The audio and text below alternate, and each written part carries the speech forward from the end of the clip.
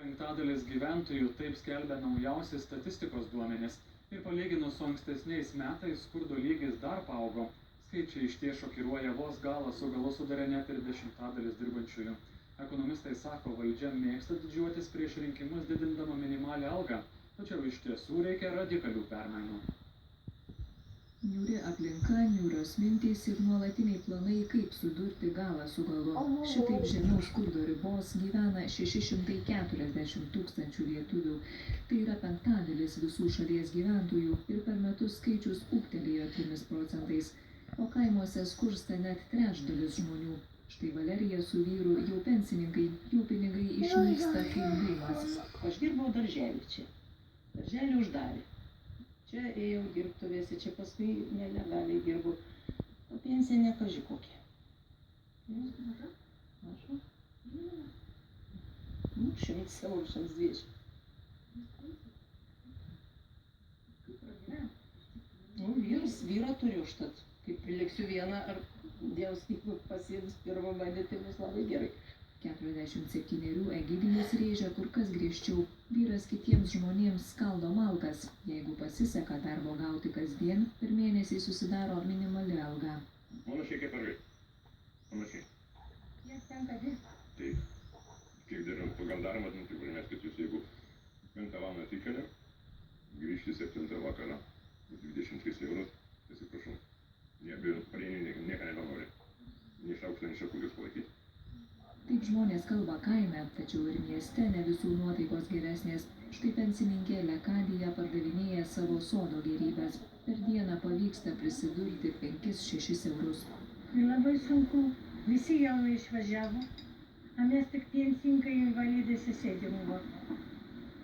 Įvaikščiot į tokį klientas pas mus. O iš sodą atvežim biškį parduoti. Ir tada pragyvensim kaip nors po biškį. Be skurdo čia tie žmonės irgi nesėdėtų. Nesėdėtų, jie geriau ilsėtųs Palangoj iš savo pensijas ir dar ką nors veiktų. Nu kas 200 eurų pensija? Ką reiškia? Nieko. Jeigu žiemos metu 100 eurų už apšildymą tik mokė karštą vandenį.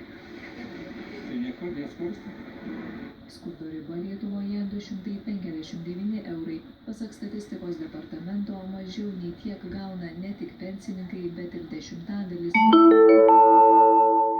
yra labai prastas signalas, ypatingai vyriausybei, kad dirbantis, norintis dirbti, galintis dirbti žmonės ir užsidirbantis, jų pajamos vis tiek negarantuoja netgi to minimalaus lygio, kuris leistų jau nepapulti tą skurdo rizikos ribą. Statistikos departamentas pabrėžia, kad nuo skurdo negelbsti nei minimali alga, nei senatvės pensija, nes iš minimalios algos atėmus pajamų mokestį ir socialinio draudimo įmokas, pernai tokių žmonių pajamos buvo 14 eurų mažesnės už skurdo rizikos ribą. Šiuo metu mums nepavyksta pasiekti esminio rezultato dėl to, kad mes kažkur tai pakabinėjame su arbatos šaukšteliu atskiras priemonės, jos kaip taisyklė yra pakankamai nedidelė įtaka turinčios žmonių finansiniai padėčiai.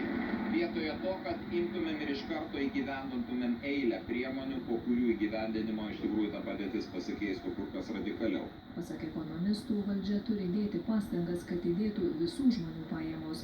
Dar būtina mažinti darbuotojų apmokestinimą, indeksuoti pensijas, sudaryti palankesnes sąlygas šeimoms.